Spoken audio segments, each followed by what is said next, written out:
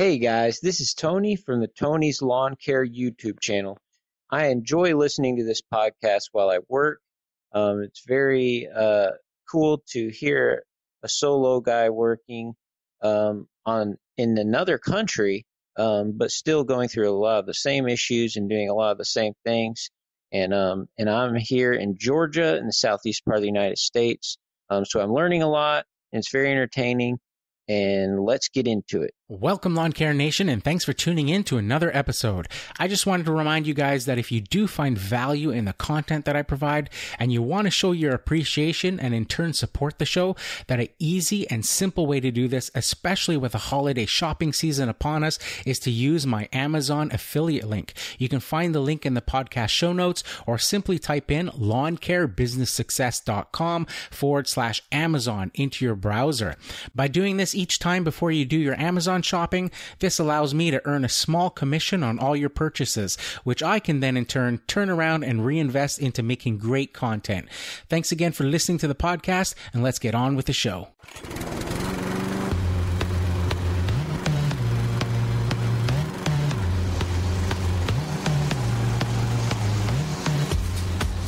You're listening to the Lawn Care Business Success Podcast, the weekly show sharing proven methods and systems in marketing, equipment, and customer service, educational and motivational, to help make your lawn care business an overwhelming success. Now here's your host, Julio Tomei. Welcome, Lawn Care Nation, to another episode of the Lawn Care Business Success Podcast. I'm your host, Julio Tomei, and this is episode number 129, entitled Getting More Customers for Your Lawn Care Business. Well, hello, everybody, and thanks again for joining me this week on another episode of the Lawn Care Business Success Podcast. Really appreciate you guys tuning in each and every week, as always, and also, of course, appreciate the questions, comments, feedback, and, of course, those of you that leave reviews on iTunes, and those of you that leave SpeakPipe intros to the show, like this week's Tony's Lawn Care. So thank you, Tony, for taking the time out to leave that intro to the show. I really do appreciate it. Before we get into this week's topic, I just wanted to touch on my YouTube channel. If you guys haven't already checked out the YouTube channel, you can find it under the same name, Lawn Care Business Success. I'll put a link in the show notes for this week's show. I'm also going to put a link to the video that I just did on this week's very topic of getting more clients for your lawn care business. The video is entitled just How to Get Lawn Care Customers, my top 5 strategies for, building or getting your customers. So look for that video in my YouTube channel. And I'd appreciate if you guys would all take a moment and, have a look at that video, have a look at the videos I've been doing lately. I've got some review videos, and trying out different styles. There's some truck talk type videos where I'm sitting in the truck from a month or so ago. And trying out just different styles and different types of videos, and would really appreciate your feedback on, what you enjoy as far as those styles of videos go. Do you like the truck talk style videos? Do you like the review type videos? Do you like the short, sort of teaching tidbit videos like the how to get more lawn care customers, my top 5 strategy type video? So if, and I also have one there on branding that I did a few days earlier on the importance of branding for a small lawn care business. So yeah, I'm looking for your feedback basically on the YouTube channel. Like I say, I'd like to get into doing more of the YouTube, sort of stuff just as a way of mainly personal growth, because it forces me to get out from behind the microphone and on camera and sort of facing my fears type thing, where everybody, or not everybody, but a lot of people are just self-conscious and afraid to be on camera and all that sort of stuff. So I'm sort of always trying to push myself to do things that are a bit uncomfortable, to put myself out there. So I've been trying all these different video styles, and like I said, would appreciate if you guys can have a look at them and just let me know either in the comments of those videos, and if you do like the videos, don't forget to hit that subscribe button. So this week's video, I thought I would basically do the audio version of that topic of adding customers, or how to add or get customers or clients for your lawn care business. Now, the reason some of you guys are, might be thinking, well, it's the end of the season now. The lawn care just finished for me. And for me, in my own business, it did just end. Just this past week, I did my very last cuts here, and finished on November the 30th for this year, for all my lawn mowing. I still have one lawn left to do, and that's my own. But I've decided that I'm going to just wait a few days. It's supposed to dry out. It's been really, really soggy. I'm going to have to get out there and do that one. But I want to make sure it's dry when I'm doing it, because it's the last mow, the very last mow for me for this year. I want to, the lawn care nut, I'm sure a lot of you guys follow him on YouTube, would say, I want to enjoy the mow. So being the very last one for this year, and being my own lawn, I want to enjoy the mow, and I'll probably do it with my Honda as opposed to the Turf Tracer, just because the ground is getting really, really soggy. But my yard is small enough that I can manage with the Honda just fine. But I got to get out there and do that very last mow for myself. But like I said, a lot of you guys are probably asking, well, why bring up this topic now? It's wintertime, right? We're going into the off season.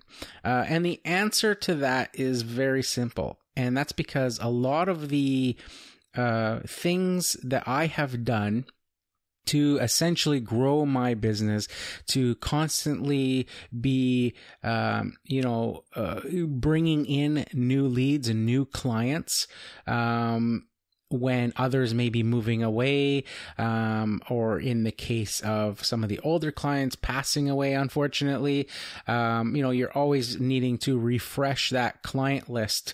So, your marketing efforts are a constant evolving thing in your business. So like I said, the reason that I bring up this topic now at the very end of the season is because some of those strategies that I use and have used over the past 12 years to keep myself self-employed, to essentially make it so that I have not had to go and get another 9-to-5 job throughout those years, and have been able to be self-reliant, of course, with the help of my wife's income and stuff as well. But, we find that balance that works for us, and I haven't needed to go out and, get another job to make payment on those bills. So a lot of those strategies require legwork up front, require, like a good recipe, when you're cooking in the kitchen, you can add all those ingredients together, but a lot of times they need the time once together to stew for a bit, to simmer, to let them, accumulate all those flavors and develop new flavors like a good recipe. And the same can be said with some marketing. It's not an overnight thing. Some things can be. Of course, there are, if you're doing nothing, and you, put an ad, say in Craigslist, you might start getting calls that very next day. So some things, can be instantaneous, but other things require that time to build and to stew and to just, just settle in, before, they start to show up in all the, corners of the internet, so to speak. So I'm going to go over those, 5 strategies and, the bonus, 6th strategy I think I talked about in that video. So the first one, if you're looking to build your clients for your lawn care company coming up next spring, would be to make sure that you have a website. Now, for me, this is a no-brainer that you have a website. A lot of people I have found, though, and listening to and seeing either on YouTube and stuff, don't have websites, haven't committed to websites, haven't seen the value of having a website. And all I can say to that is, if you haven't tried it, then you are, of course, going to have that limited mindset of what it could actually do to you or do for you, so to speak. So this is one of the things, though, that requires time. It requires time to, if you're not web savvy, to find somebody that can do it for you, to, gather all the information required that they may request as far as photos and, a write-up and, everything that you want to say on that website. Even if you're not building the website yourself, it's going to require input from you. Don't just rely on, some web person, website builder person to just put a website together for you, because they may not be, unless they are, in the lawn care community themselves, and maybe doing websites on the side and such, they may not know the terms, the types of dialogue to use in your website to describe the type of work you do and all that sort of stuff. So, if you're using somebody who's not well versed in lawn care or landscaping, you are going to need to be more involved in that process. You're going to need to write out what it is that you want to say, the paragraphs introducing your company, introducing or explaining your services, and that sort of thing. And it's not to be too scared about or anything like that. It's a pretty basic process to go through. Now, if you're a little more courageous throughout this winter season or winter off season, and you've got some more spare time on your hands and you want to tackle building a website yourself, I would say absolutely 100% go for it. It's not as scary as it seems, especially nowadays, where you have basically programs, plugins that basically take all do all the heavy lifting for you, where you can just, basically drag and drop photos and, type in some text and all that sort of stuff. And it does all the HTML code for you in the background to make it look, the way that you are presenting it in the sort of website builder type page. My only recommendation as far as, what to use, is, I would use WordPress.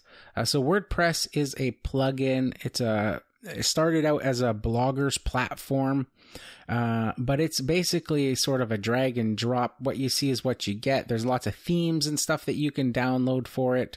In most cases, most web host providers, like Bluehost, the one that I recommend, will provide one-click WordPress installs for free. So basically with Bluehost, if you sign up for a web page there, and it's like, I think $3.95 a month, $3.95 a month to have a website. And they'll include a free domain name so you can get yourcompany.com for free.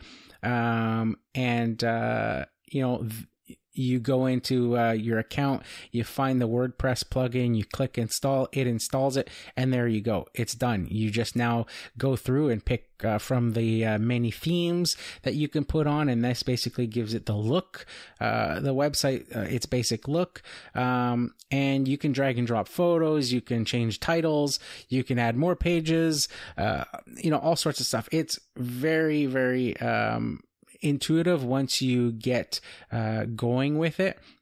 Now, early on in my YouTube channel, I did a video called, or a tutorial video, I think it's over an hour long, on how to build a basic WordPress website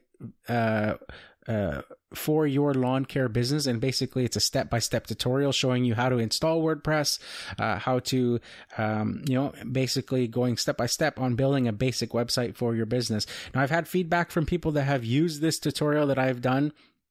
People who have had no experience at all building websites ever in their life, following that tutorial, and within a few hours having a basic website up and running. This tutorial is available for you guys. Just look for it on my YouTube channel. It'll be early on in the videos, probably from a couple years ago. I originally did it using a different web host called Hostapon. And I decided to switch my recommendation to Bluehost. The Bluehost backend might be slightly different, but it's going to be roughly the same. You'll be able to find the stuff. And like I said, the person who I was chatting to about this signed up for Bluehost using my affiliate, actually. And they used my video, even though it was originally done with the Hostapon, and they were able to, like I say, never building a website before, to have one up and going after a few hours. And then within the next few days, next few weeks, we're constantly tweaking it. It's very addictive once you start doing websites. You start looking at different plugins and different things, like adding a plugin for maybe your Instagram feed, or YouTube channel or stuff like that, adding videos and all sorts of stuff. It's a very addictive thing, building websites. It's a lot of fun. You get a lot of joy out of the creative process and seeing it come to life, and seeing, it on different screen sizes on your phone and then on a desktop and all that sort of stuff. So I would, recommend, like I said, doing it. Don't be afraid of that process. And for the most part, like I said, it's not that expensive. If you're on a budget, you can use something like Bluehost for $3.95 a month. And for the most, cases, I believe they'll give like a 30-day free trial or that sort of stuff as well if you sign up. So if it's not for you and you just, you still can't, get your head around it, I'm sure there's, parameters there to cancel the service without having to pay anything more.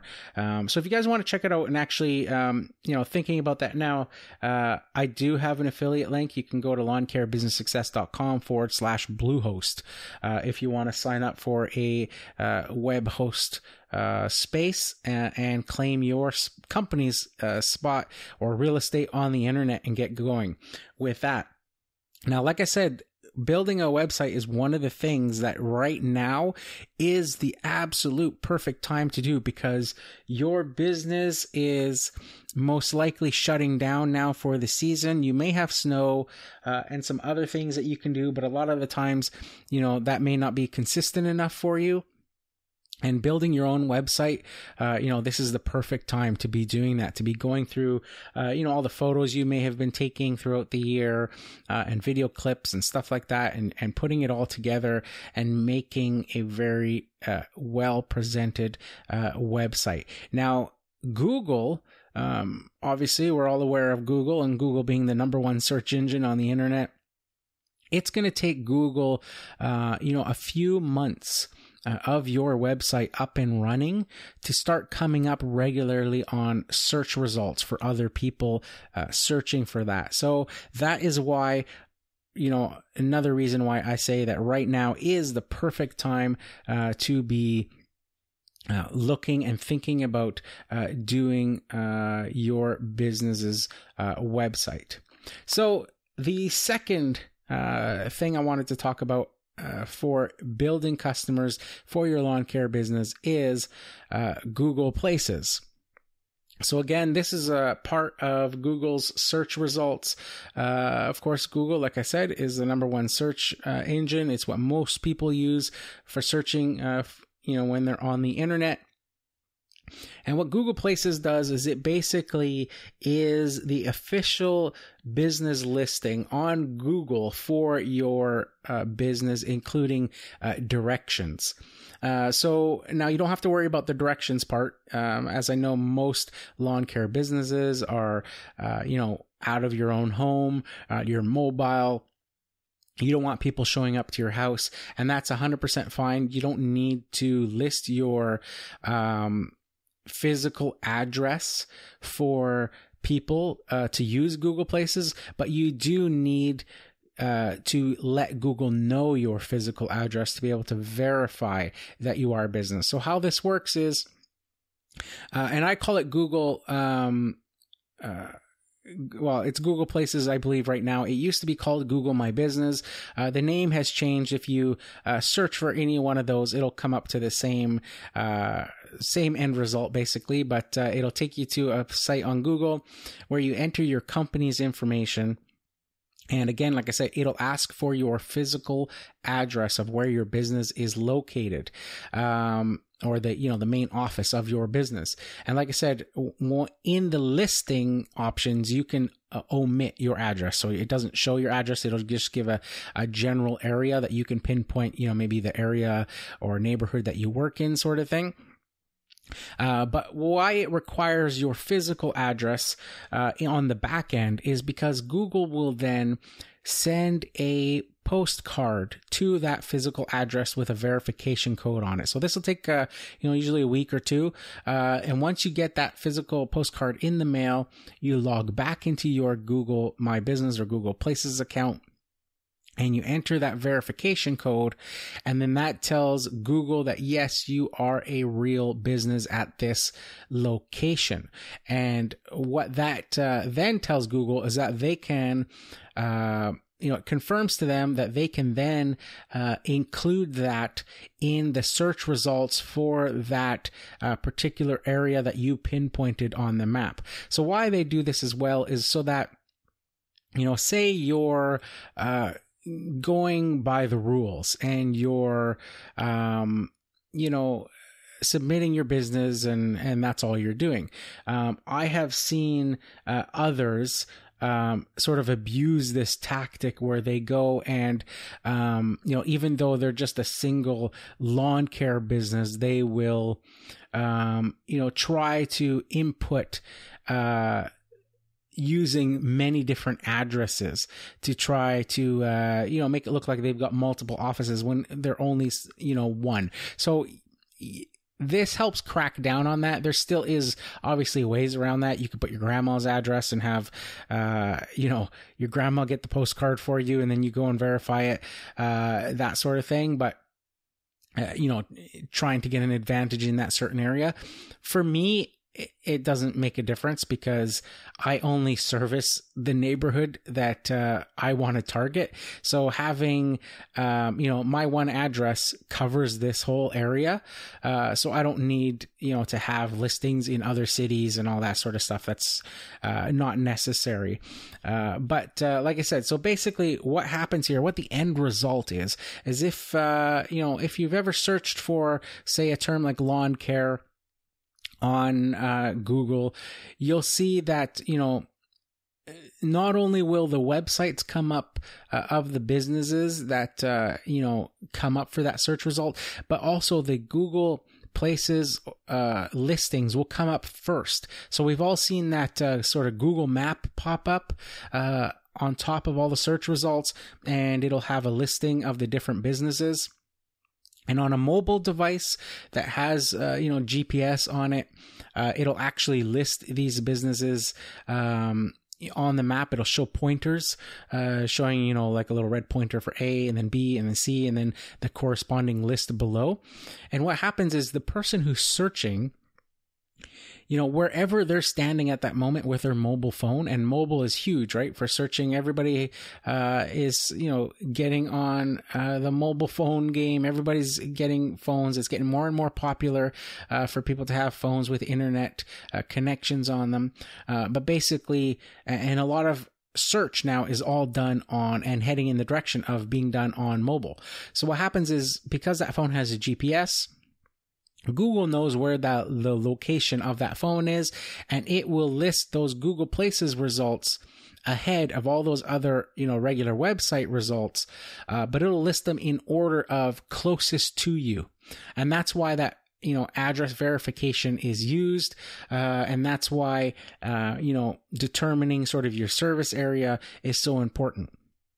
That way, somebody in another city, when they're searching, you know, your website may still come up as relevant for them, but on the Google Places, it'll show that you're not, you know, servicing that city. So it sort of cuts down on those calls as well.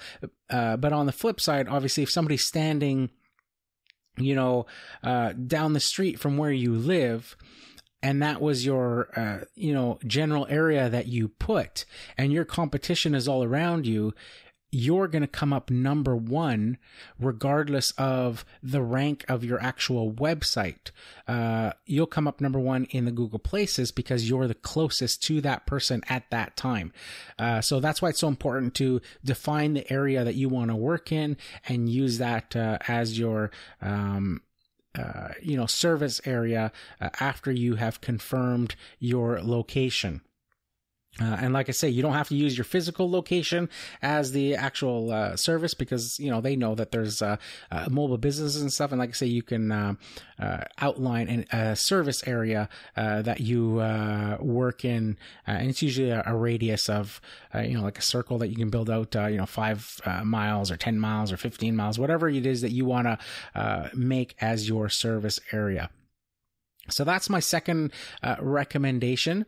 And it is one, of course, that is going to require some time to get in place, and is why it's so important to do it now in the off season. If you think about it, yes, you know, it's early December, but we're only a couple months away from the new season starting. If you think about it, right? March, April, you know, we're 3-4 months away.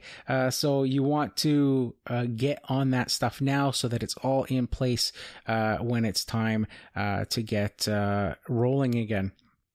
So the next one on the list would be nice looking trailer graphics. So you want to be presentable. And now this is, you know, part and parcel with that whole branding that I talked about in the other video, the importance of branding for a lawn care business. If you haven't checked out that video, I'll also put a link in the show notes for that video as well. But basically, you know, that whole cohesive look to your brand. Now, your trailer is a big part of this. I get a lot of calls throughout the year. And here's another tip. You know, you guys may ask, well, you know, how do you know that this stuff works? A good thing to do or to put into practice that I do is I just use a simple notes app on my iPhone. And, you know, I call it, you know, customer leads.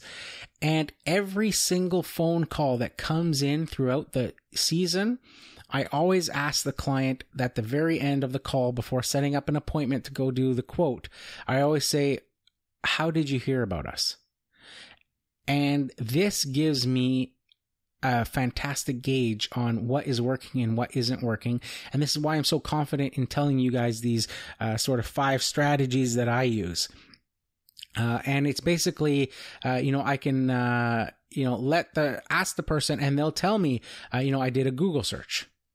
I saw your website. I get we saw your trailer on the street.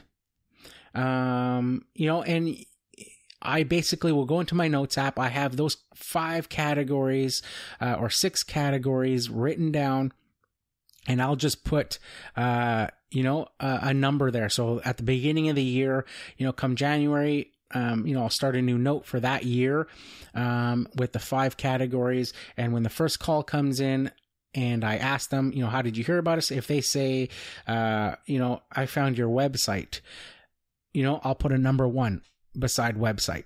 If the next call comes in and they say, I saw you in Google search, then I'll put a number 1 there.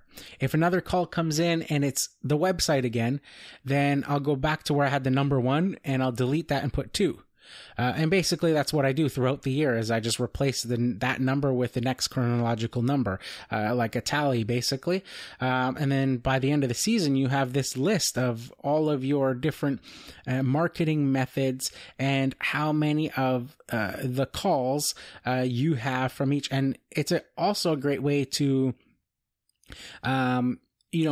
see how many leads you've had in a year, because you have them all there and all the different methods, and you can just add them all together and see how many calls did you get, and you can look back to see which ones you did jobs for, and figure out your conversion on how many calls come in versus how many jobs do you land from those calls, what methods do you use to market those jobs, which ones are the most effective, and then you can focus time on those ones that work more for you.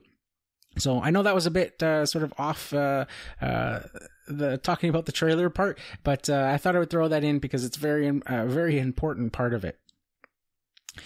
So I'm just going to break for the podcast announcements, and then we'll get back right into it right after this. So stay tuned. Hey guys, if you have any questions or comments about the show, I'd love to hear from you. You can head on over to lawncarebusinesssuccess.com/contact. And while you're there, why not join my mailing list and get access to a free PDF document of a landscape maintenance contract you can feel free to copy and use in your own business. For you Instagram users out there, be sure to follow me at Lawn Care Business Success. And if you haven't checked out my videos yet, well, what are you waiting for? Be sure to subscribe to the Lawn Care Business Success YouTube channel. Now, I know you guys love listening to audio while you work as much as I do, so I've partnered up with Audible to offer you guys a free 30-day trial and 2 free audiobooks of your choice. There's no long-term commitments, and you can cancel anytime. And get this, even if you cancel during your free trial period, you still get to keep the 2 free audiobooks. It's a great way to try the service and to see if Audible is right for you. So why not give it a try? Head on over to lawncarebusinesssuccess.com/audible. Now back to the show. Okay, so we were talking about those 5 marketing strategies that I use, and we're on the trailer subject. So the trailer, basically, you want to have it to be very presentable, whether it's your trailer or your truck graphics. You want them very presentable. You don't want them cluttered. I've seen so many times where people do like full wraps on their vehicle, and there's so much going on that you can't actually, read what their business is all about, or, they may not be a full wrap. It may be just, some basic vinyl graphics, but the font is completely unreadable. It's too thin. It's maybe in a script or something that's just unreadable. I have literally seen businesses where, I'm at an intersection, stopped at a red light, and I'll see a vehicle beside me, and I can see there's writing on it, and I can't read what it is. And, you're talking about being, 10 feet away from it and you can't read it. Where in contrast, if you see my trailer, not only can you read it from a distance, at least the main company name, but as you get, closer and stuff, you can definitely read the font. You can see the contrast between the background color and the text on the trailer. Here's a tip for you guys as well. Early on in my career of different businesses, some of you guys know that I tried doing sort of mobile sign making and stuff like that, and I enjoyed doing that, but that business ultimately didn't pay the bills for me. But it's still something I like doing. And, I have a video as well on how to do vinyl signs and decals for your own business, how to do them yourself. But on that note, I once met a sign maker, an old school guy from back in the day when signs were like hand lettered and painted. This was just when I was starting out in sign making, and I met him and he asked me to see some of the signs I was working on, and I showed him, and, he told me something that changed the way I thought about signs, not having any experience, any real practical experience, doing signs. And that was that the negative space or the blank space on your canvas, whether it's your trailer, a signboard, or what have you, is just as important as the actual font, text, logo that's on the sign. And what he meant by that was the use of that negative space to ensure that the sign is legible and readable is just as important. And trying to cram in as much as you can on a sign, whether it's a vehicle graphic or sign, can work against ultimately what you're trying to do. And he was 100% right. I looked at the sign that I was showing him and he was talking about, and I reworked it. He helped me rework it there together. We made, some of the fonts a bit smaller and got rid of some elements, and instantly the sign was like, 1,000% better. And I've used that throughout my own business. So if you go and watch that video that I talk about the 5 marketing strategies, I've got some footage there, show you some photos of my own trailer, close-ups and stuff, and you can see what I mean there by the negative space. How much of that black trailer background shows or is still visible with my signs there, and with the contrasting colors, how it makes the trailer so legible, so readable. The other thing is, once you're concentrating on a specific area, people start to see you more and more. They start to recognize that brand, that trailer around, and they can see you then from a mile away because now they've seen you. It's just like, think about a 1-800-GOT-JUNK truck. You don't actually have to be close to it now.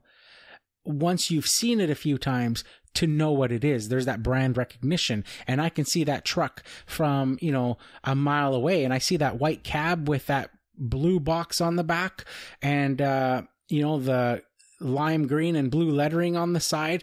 I may not even be able to read from a distance that it says 1-800-GOT-JUNK, but I know that's a 1-800-GOT-JUNK truck in the distance. So my trailer is the same. You can see my trailer from a mile away and know that that's my trailer, that is my brand, my company. So that's what I mean by that, having your trailer as an important part. Because like I said, when I ask clients how they found me, my trailer is one of the most, biggest responses that I get back is that they saw my trailer, whether it was in traffic or parked at a job. And that's what grabbed their attention. All right. So the next marketing strategy that I have used over the past 12 years is professional looking flyers. Again, this is another one that I get quite a bit of responses from, and one that I have specifically found and have had great success using. Now, I just use standard postcards. I get them from Vistaprint, and I show this in that video as well. And they're nice, high gloss, very nice looking postcards, and I keep them simple on the front. There's a sort of a standard background of a nice looking lawn. I keep my branding consistent on them, so I've got the black section on the front with my logo with the lime green and my phone number, and then on the back, I list the services, and just some other, contact information. Maybe my email address, I think, might be on there. Website address, that sort of stuff as well on the back. And like I said, most importantly, and that I'm insured and licensed and all that sort of stuff is all on the back of the card. But the front, I keep it sort of very simple so that it's not cluttered looking. I've told the story before where I've used, this specific postcard from Vistaprint, I picked a standard photo image that they have that you can use for all the different industries and stuff. So I picked a standard one, and the standard text is white on these. So, I had written my company name on it and put my phone number. This was early on, the first go around with these postcards. And, I got them in the mail, and I thought, wow, these look fantastic, man. They look so cool. They look great. And that exact same week, I got another postcard at my door from another lawn care company. And they obviously went to Vistaprint as well. And they had the exact same postcard with the exact same background and white text. Now, theirs didn't look as good as mine, only because they didn't have the benefit of knowing that negative space context that I was just talking about in regards to signage. It's the same with postcards as well. And they just, they had that same picture in the background, but the whole front was complete white text from top to bottom, filling every inch of that postcard with all their services. It was like a paragraph from a novel on the front of that postcard, where at least mine, it was the same image, but I had just a phrase at the front that I use usually. Typically it's full service lawn care or landscaping all year round sort of thing, and then just my company name and phone number just on the front, and that's it. And then the back, I just put a list of some services, the contact information, and that sort of thing. Where, like I said, this guy's was completely cluttered. But even after seeing that, I was like, even though his is completely cluttered and, mine is a lot cleaner looking, it's still not enough. I still want to differentiate myself from these, potentially, who knows how many lawn care companies will start delivering flyers with the same images and stuff on them. So that's when I started to, think about, that brand cohesiveness, and then importing graphics and changing that front image to still have that same sort of general image in the background, but then to have half the card with a black stripe on it, with my company logo, with the actual company colors and stuff on the front, and it made a huge world of difference. I actually have a video on that too that I did a few years ago, showing the two versions of that postcard that I did, so you can find that in my YouTube channel as well. But that is another strategy that I've used in the past that I get great response from. Now, I work in a very targeted area, so I don't blanket the whole city with postcards. I only do them in the actual neighborhoods that I want to specifically work in. For the most part, I will deliver the postcards myself. So, come February or something, I'll just start going for walks, and dropping off postcards in the neighborhoods I already work in that I want to build more clients in. And it's a great way to not only, take use some of that time off to get some exercise, but you can see how neighborhoods are evolving, see where new construction may be happening, where there might be pockets or cul-de-sacs and stuff that you can go visit. A lot of times there'll be homeowners that might be out, particularly on the weekends if you're delivering these flyers, and you can strike up a conversation with people and get yourself sort of on their radar in that sense as well. I've talked about that on the podcast before. But, just a great, for me, has always been great. The response rate, if I put out, 100 cards, for example, or 200 cards or something like that, I'll always come away with at least 2 or 3 calls and at least 1 or 2 jobs from that. So for me, it's a really good return on the minimal amount of time that it takes to drop off 100 or 200 cards to get that sort of response. And it's been that same response every time I've tried it. So, a great response when I'm doing sort of that blanketing of a certain area. More specifically though, throughout the year, if I'm working at, say I have one house on one block, I will then go and deliver those flyers to the homes around it, and sometimes maybe even that whole entire block. And that's it, and nothing else. So I might hand out, 15 or 20, postcards, to that, and then I'll do that a couple times throughout the year when I'm mowing that lawn, just to keep that postcard on the radar. Now, another little trick with postcards that I'm going to tell you guys about is using your local flyer delivery or paper boys to deliver your flyers for you. So I've done this a few times in the past as well. I just strike up a conversation with the letter or mail delivery person, or not mail, but the like flyer or paper boy person, and I'll just ask them, hey, I've got a business, I've got these postcards, would you deliver these for me to the same houses that you're delivering your newspapers to, and I'll just pay you, on the side for that. And in most cases, I've found that these paper boys will jump at the idea, because they may be only making a few cents, 2 cents or 3 cents or whatever it is per house that they're delivering, their flyers to, and after a month of doing their weekly deliveries, they may be getting, $30 or something like that. For delivering those flyers. And if I tell them, if you can do these, I'll ask them where and they'll tell me their route, where they are. And usually they have, 100, maybe 150 houses, maybe 200 houses, in their little route. And I'll say, okay, here's 200 cards.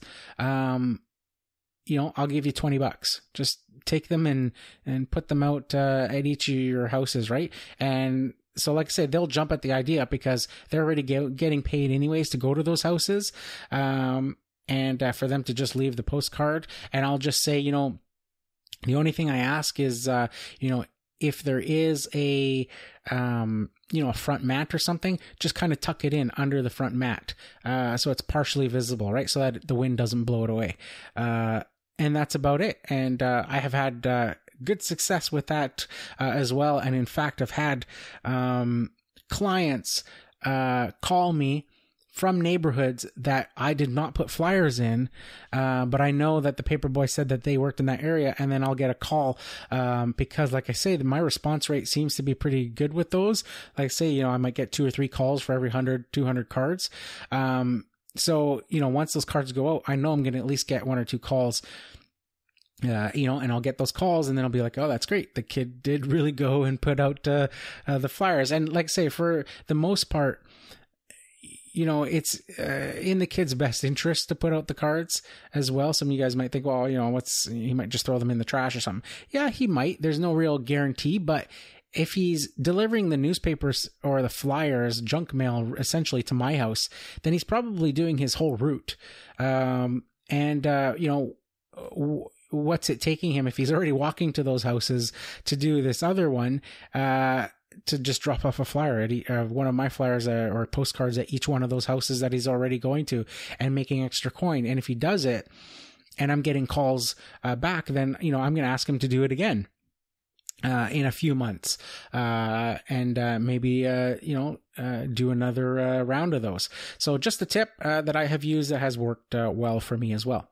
So the next marketing strategy that I use, of course, is referrals, customer referrals. So this is probably one of the best marketing methods that you can use, simply because it is almost guaranteed that you can get the work if a client of yours is referring you to someone else. It's because that they have already talked to that other person about how good you are and the services that you provide, and they're basically selling your services on your behalf already to that client.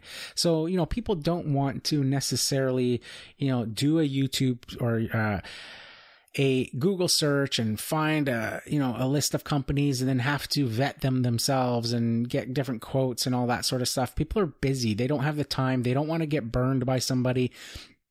So their number one sort of inclination is to ask their friends, do you know a lawn care company? Do you know, a plumber, an electrician, right? What was your experience with them? Are they good? Would you recommend them? So if your clients are giving out your name, then, that is, like I say, a fantastic scenario, because they're already selling it on your behalf. And if that client does call you, and you give them a quote, even if they call to get other quotes, which isn't always guaranteed, because they may not even call anybody else once they're getting a referral, because they're trusting their friend's recommendation that you're the guy, that you're going to take care of their problem. You are the solution. So even if there are other people quoting it, even if your quote comes in a bit higher, I have found that the customer, in most cases, unless it's extreme, an extreme price, a change. But the thing too to remember is, I have found, if you're in a specific neighborhood like I am, and a customer refers you to somebody else, a friend or something, a relative that may be living in the same area, generally the homes are roughly about the same and stuff. So your pricing is roughly going to be about the same. You have to remember that that customer is going to know what your original customer, what you charge your original customer. So they already have a ballpark figure in their head of what it's going to cost. Yes, their home might be slightly different. They might have more flower beds. They might have this or that, but they sort of generally know the idea, and they're already okay with that. That's why they're calling you. So if you come in and you're priced very similar to how you're pricing your friends, especially if it's a similar job. If it's completely different and one person's in a small little city lot and their friend lives in the same neighborhood, but maybe it's an acreage, then of course your price is going to be completely different. But, in that same scenario of what they're expecting, then, even if your price is slightly higher than the other competitors that may be quoting on that job, like I say, they're more likely to go with you because they have that background about you. They trust that their friend gave them the advice to use you. So, customer referrals are very, very powerful. A great thing to do is to get into the habit of asking customers for referrals, and to say, we love referrals. If you're, especially at the end of a job, if the customer's happy with it, they're very pleased. You can usually tell they're usually, telling you how great it looks, or, what a good job you did and all that stuff. And you say, hey, that's great. If you know anybody that needs, lawn care work, or needs, bark mulch, or whatever, it is, I'll leave them extra postcards, extra business cards, and say, if you can think of anybody, if you would, give them the postcard, please, on my behalf, or let them know. Or if anybody ever asks you, or you hear of anybody that is looking for, a lawn care company, to, let them know about me. And I find that, your customers that are happy with your service are more than happy to do that for you. They want to see you, succeed, to grow, because it means that you will be around for the long haul, servicing their property as well. If you're struggling, even if you're doing a really great job, you may be forced to get another job. And then that limits what you'll be able to help them with their problems on. So if you can, be self-employed and be successful, then it's a win for everybody. So customer referrals are a fantastic one. Now, in that video, I talked about a sixth and bonus marketing strategy, and that is one, and the disclaimer is that it's not one that I use myself. And like I say in the video, it's basically because when I started my business 12 years ago, this marketing strategy wasn't really around. It was in its infancy, and it wasn't used for marketing businesses. It was used for communicating with each other. So if you haven't guessed already, it's social media. So 12 years ago, using things like Facebook and stuff like that was not what, Facebook was used for. It was used for communicating with your relatives, with your friends, keeping track of all that sort of stuff. There was no Facebook ads. There was none of that stuff. It was basically, a list of your friends' posts in chronological order. And you would, see photos and stuff of your friends and family. There was no Instagram, and YouTube was fairly new as well. So, I never used it. I used the 5 first strategies that I've been talking about there previous, and I've always had good success with those. And because I am a solo owner operator for my lawn care business, I work by myself. Currently throughout the season, I have, the work that I can handle.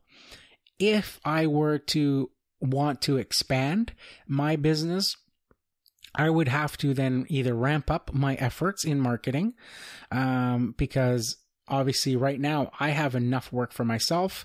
And I, at times during the busy season, I'm sure like a lot of you guys, you'll get a bunch of calls and you may have to turn down work at certain times. But then in other parts of the season, you have just enough.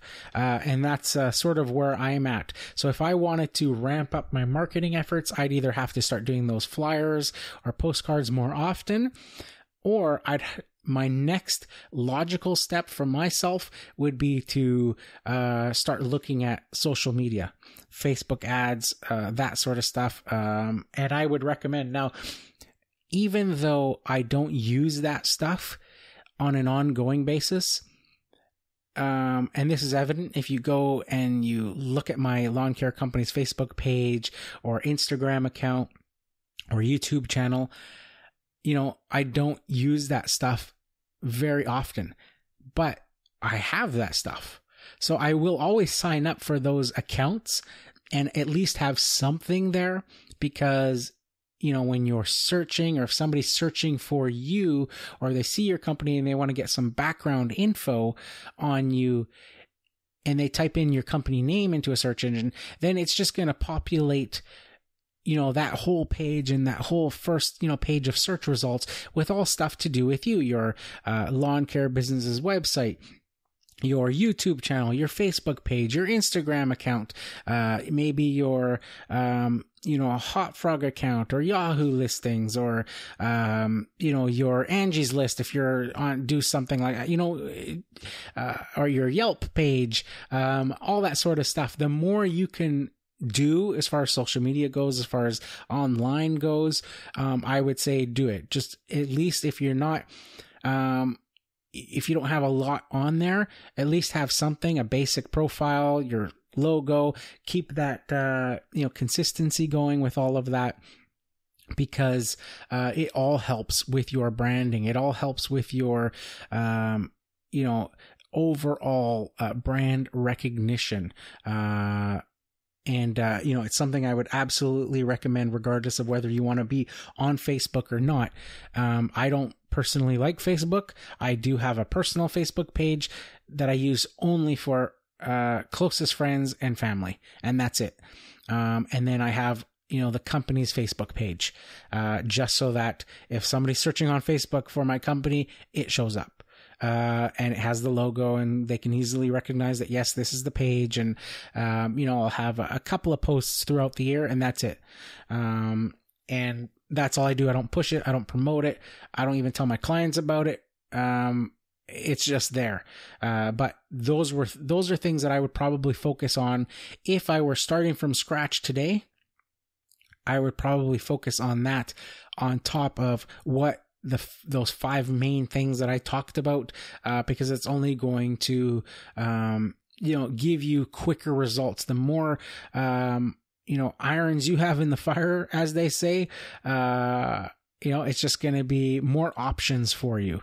I would absolutely recommend doing the social media stuff as well. If you're is in particular starting out. If you're established already, like me, you've got enough work and stuff, then the opposite, you don't want too much work coming in, because you don't want to be turning down people if you are, happy where you are, which is the case for where I am right now. I like being a single owner operator. I don't want to have employees. I don't want to deal with that. I just love being by myself when I'm working. I love the independence of being a solo operator and the freedom of it. So, I'm at that point where throughout the year I've got steady work. During those busy times, I get, more calls than I can handle. But it's still manageable. And I'm only turning down very limited stuff that I don't really want to deal with. Whereas, if I opened it up to social media and stuff, then who knows, you could be, opening the floodgates and then being bombarded and having to turn down a whole bunch of people. And, that's going to equal, unsatisfied or upset clients or people that don't think you're professional and all that sort of stuff. So, you have to be careful about how you manage it. You want to grow, but you don't want to grow more than you can handle. So that would be my advice for you guys on what has worked for me, basically. Now, with that being said, what has worked for me may not work for you. So take this all into consideration. If you want to do a website, you want to do social media, you want to do, trailer graphics, all that sort of stuff, everybody's area is different. Everybody's business, plans are different. So take that all into consideration, your geographical area, all that stuff. So regardless if it's me or somebody else that you're listening to or, modeling a business after, take into consideration that what works for them may not work for you. And vice versa. So, just something to bear in mind as well. Because we all hear that, from people that are like, well, I tried that and it didn't work. Well, like say you might be in a completely different area, might be a thing, and you might not be putting the same effort into it that somebody else is putting into it. But I can, if there's one thing I can guarantee you is if I was saying this stuff, it's because it's worked for me. And there's no other reason why I'd be talking about stuff like this if it wasn't, something that has genuinely worked for me. So that's it for this week. Here's to wishing you guys all overwhelming success and freedom in your lawn care business. Bye for now.